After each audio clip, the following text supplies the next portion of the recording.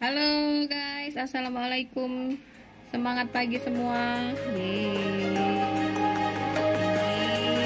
prepare buat arisan besok. Jadi ini nama-nama peserta arisan yang baru, ada 2 kloter, yaitu ada 20 penambahan.